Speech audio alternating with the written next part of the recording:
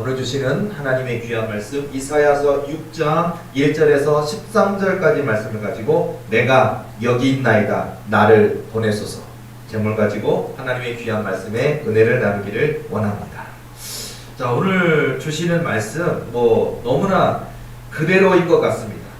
나를 보내소서, 내가 여기 있나이다 나를 보내소서, 이렇게 고백하는 게 당연한 건데도 이 고백하기까지 수십 년 걸리기도 하고 평생 걸리기도 하는 게 우리 신앙생활 아닐까 싶어요. 자, 여러분, 신앙생활은 복잡한 것 같지만 단순합니다.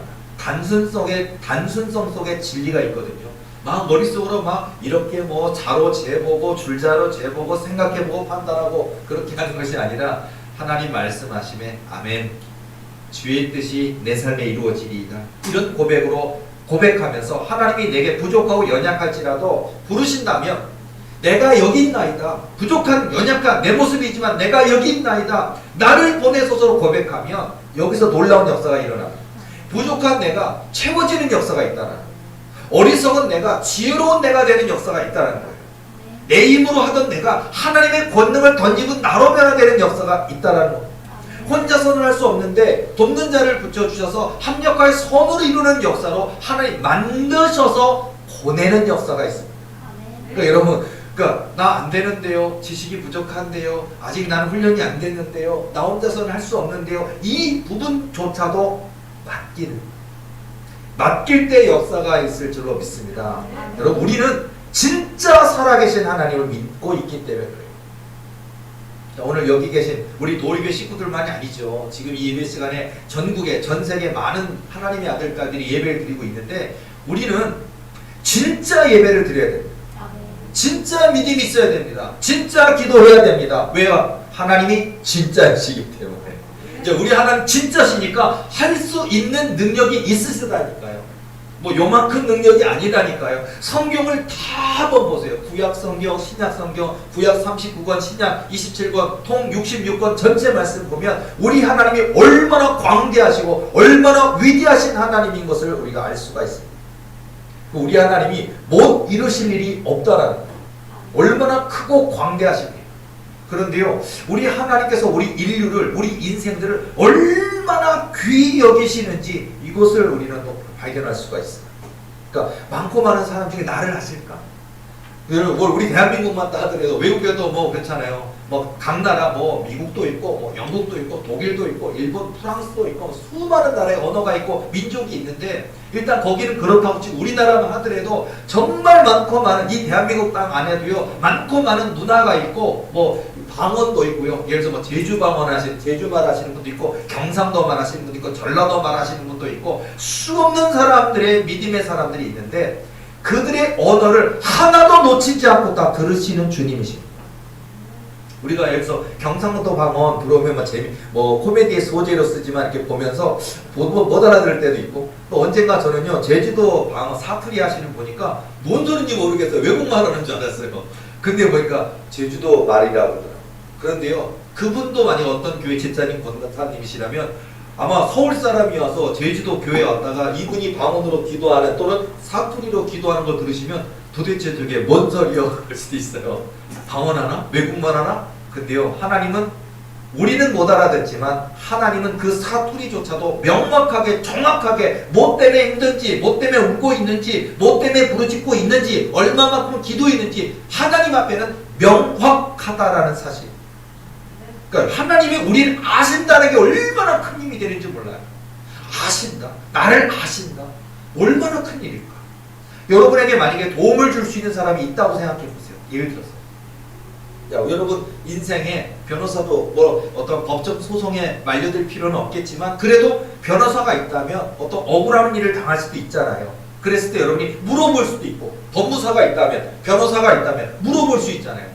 또는 세무사가 있어서 이 세금 관계 문제는 어떡하지? 우리는 그냥 숫자만 생각하면 머리가 지끈지끈하지만 세무사들은 그 일을 평생 하시는 분이고 자격증이 있고 그게 직업인 분이 모르겠습니까? 그런 거 물어보면 아이고 이건 이렇습니까? 이건 이렇습니다. 이 세금은 안 내도 됩니다. 그렇다니까.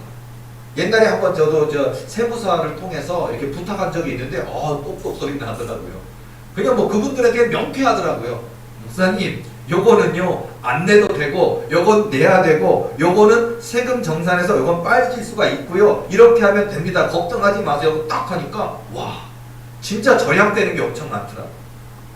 전문가에게 물어봐야 됩니다. 그런데 자 여러분 우리 인생 속에서 마치 이렇게 전문가가 있어야 되는 것처럼 우리 인생을 아시는 분 하나님이 변호사 1000명 합쳐놓은 것보다 강하시고요. 하나님이요 검사 1000명 만명 합쳐놓은 것보다 강하시고요. 하나님이 이렇게 힘이 센 씨름선수 운동선수처럼 힘이 센 또는 주먹이 너무나 돌덩이처럼 힘이 센 복싱 선수가 100명이 나를 지켜주는 것처럼 여러분에게 보디가드 있다면요 얼마나 좋습니까? 이 세상 뭐 험하잖아요. 악하잖아요. 여러분이 만약에 우리 교회도 나중에 연예인들도 많이 나오고 유명한 모델, 스포츠 선수 많은 분들이 나오실 텐데 보디가드 있어요. 너무 유명하다 보니까 테러를 당할 수도 있고 납치당할 수도 있으니까 지키는 사람 많더라고요. 연예인들 보니까 이렇게 그렇게 하시더라고요. 그런데 여러분요 하나님이 나를 지키신다, 하나님이 나를 돌보신다, 하나님이 나를 보호하신다, 이거보다 더 큰 은혜가 어디 있습니까? 하나님이 나를 아신다고 하는 이 믿음을 가져야 되는 거예요. 교회를 그렇게 많이 다니고 있는데 그렇게 많이 세월이 흘러서 교회를 다니다가 집사님도 되고 권사님 되고 장로님도 됐는데 여전히 하나님이 나를 아신다는 이 단순성을 모른다면 안 되는 거예요. 하나님이 나의 안고 섬을 너무 명확히 잘 아신다라는 거. 그러니까 여러분요 그 하나님 앞에 여러분의 인생을 맡기시기 바랍니다. 걸음 주님 앞에 하나님 나는 가난합니다. 하나님 나는 어리석습니다. 하나님 나는 빽이 없습니다. 나는 연약합니다. 내 힘으로는 안 됩니다. 그런데 하나님이 계십니다. 하나님은 내 아버지십니다. 하나님은 나의 하나님이십니다 라고 고백할 때 하나님 흐뭇하실 거예요. 우리 하나님 웃으실 겁니다. 그리고 우리 하나님은 전능하신 하나님의 손으로 우리를 도우신다는 홍해 바다가 갈라지는 역사가 있습니다. 골리앗이 꼬꾸라지는 역사가 있습니다. 아수르 대군 18만 5천 명이 하룻밤에 송장되는 역사가 있습니다. 소년 다윗이 던졌던 물맷돌에 골리앗이 꼬꾸라지는 역사가 있다는 거고요. 깊이가 수십 미터, 수백 미터 되는 홍해 바다가 좌우로 쫙 갈라져서 바다를 마른 땅처럼 200만 백성이 건너가는 역사가 있고요. 그 이스라엘 백성을 뒤쫓던 바로왕의 성난 군대와 마병과 기병이 그 홍해 바다에 수장되는 역사가 있다라는 거예요. 옛날 옛적 설화일까요? 전래동화일까요? 아니요. 저는 지금도 우리가 육에 몸을 입고 살아는 지금도 또 이 2021년 오늘도 하나님의 이 역사의 주인이십니다. 이 역사를 행하고 계십니다. 이걸 믿는다면 여러분의 인생은 기적이 될 수 있습니다. 여러분 우리가 하나님의 역사, 하나님의 은혜를 그냥 평생 딱 한 번 이렇게 할 것이 아니라 기적이 상식이 되고 기적이 일상이 되고 기적이 내일이 되는 삶이 되어야 되지 않겠습니까? 그 하나님이 나와 함께 하신다면 뭔 이룰 일이 없다라는 성경 말씀 보세요. 할 수 있거든이 무슨 말이냐? 믿는 자에게는 능하지 못하심이 없는 일을 하십니다. 마가복음 9장 23절 말씀죠. 할 수 있다고 하시는데 우리는 자꾸 할 수 있거든요. 예수님 할 수 있거든 우리 아이 좀 고쳐주세요. 우리 하나님께 할 수 있거든이가 아니라니까요. 우리 하나님은 죽은 자도 살리시잖아요. 예를 들어서 죽은 나사로가 무덤에 들어갔습니다. 왜 이렇게 예수님 늦게 오셨나이까? 벌써 죽었습니다. 그리고 냄새가 나서 사흘이 아니라 나흘이 돼서 썩어서 냄새가 나나이다. 그리고 이렇게 큰 무덤에 돌을 갖다 굴려서 딱 막아놓고 냄새가 나나이다 그러는데요. 죽었대는데 썩어서 냄새가 나고 있는데 근데 예수님은 아무 상관이 없어요. 이게 저는 이런 장면을 보면 저는 너무 가슴이 뜨거워요. 뭐 기독교 영화나 너무나 잘 만들어진 기독교 영화의 이런 장면을 보면요. 예를 들어서 썩어서 냄새가 나나이다 그러는데 예수님이 오시더니 딱 나오너라. 그럼 끝나는 거예요. 근데 저는 그 일이 너무 은혜가 돼요. 많은 사람들은 이 시대에 참 신학이 너무 잘못돼서 많은 목사들이 이걸 안 믿고 있어요. 말씀을 전하고 있는데 더 이상 하나님의 역사를 말하지는 않아요. 성경은 잔뜩 얘기하고 있는데 지금도 죽은 자가 살아나는 역사에 대해서 얘기를 안 해요. 지금도 불치병, 난치병, 원인 모를 질병이 하나님의 권능으로 예수님의 이름으로 일어나는 역사를 말하는 목사들이 별로 없어요. 성경은 잔뜩 얘기하고 있습니다. 뭐 출애굽 얘기를 하고 무슨 홍해바다를 얘기를 하고 수많은 얘기를 합니다. 말씀은 전합니다. 근데 더 이상 기적이 없어져 버렸어요. 교회에서. 말을 안 해요. 왜요? 믿지 않기 때문에. 그럼 뭘 믿는 겁니까? 자, 여러분, 저는 원합니다. 저희 도립에는 하나님의 역사를 말하는 교회, 하나님의 역사가 성취되는 교회, 하나님의 역사가 살아 움직여 역동하는 도립이가 되기를 원합니다. 그러려면 어떻게? 진짜여야 되는 거예요. 우리 믿음이 진짜예요. 하나님이 진짜이시니까 우리도 진짜여야 됩니다. 여러분, 꿈이 있으십니까? 그 꿈을 향하여 땡끝처럼 나아가시기 바랍니다. 그 꿈을 향하여 하나님은 반드시 이루십니다. 이게 얼마나 큰 놀라의 은혜인지 몰라요. 어떤 한 목사님의 일화를 잠깐 말씀드리자면요. 자, 어떤 목사님 이야기입니다. 이 목사님이요, 낙심이 많이 됐습니다. 오래 목회했습니다. 근데 교회가 너무 안 됩니다. 문 닫기 직전이 됐습니다. 절대 그래서는 안 되는데도 불구하고 너무너무 답답한 나머지 무당을 찾아갔습니다. 절대 그러면 안 돼요. 절대 무당에 가면 안 됩니다. 절대 가면 안 되는데 이 목사님이 일화예요. 갔습니다. 자, 무당이 굉장히 요즘 말하는 무당 중에도 센 무당 중에서도 제일 점 잘 보는 무당이에요. 한마디로 그 신이 엄청나게 센, 그 악신, 귀신이 엄청나게 센 그 무당이 전보기로 유명한 용한 무당이라고 갔는데 많은 사람들이 갔었는데 이 목사님도 간 거예요. 자, 그래서 물어보더니 뭐라고 물어보냐? 어떻게 이렇게 용하시고 그렇게 어떻게 이렇게 점을 잘 보시고 사람의 그 길흉 화복을 점치고 어떻게 이렇게 미래를 보고 이렇게 잘합니까? 그러면서 하면서 난 개척교회 목사 솔직히 쪽팔리고 그렇지만 솔직하게 무당인데 내가 뭔지 알게 해주니까 안 돼. 무당이 너는 목사인데 너 왜 왔냐고, 네 하나님께 물어보지 왜 왔냐고 벌써 알고 있어요. 근데 얼마나 답답하면 여기 왔겠냐고. 그래서 내가 개척교회 뭐 어떻게 해야 되냐고 무당한테 참 얼마나 답답하면 그랬을까 이해도 하지만 얼마나 하나님 보실 때는 하나님 마음 아프실까 생각이 드는데 물어봤어요. 그랬더니 무당의 명언입니다.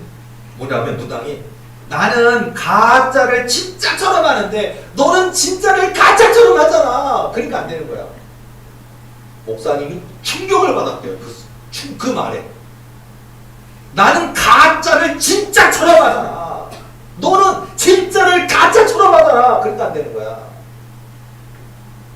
그 목사님은 그 얘기를 듣고 충격을 받아서 다시는 무당에게 당연히 안 갔죠.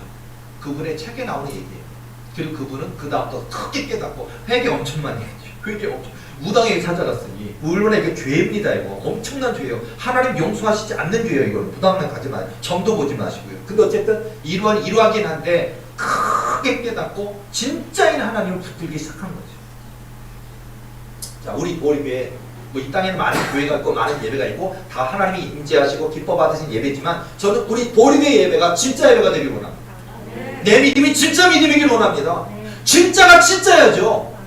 진짜를 가짜처럼 하면 안 된다는 거예요. 여러분, 하나님이 진짜니까 하나님은 지금도 저와 여러분의 기적을 행하실 수 있다니까요.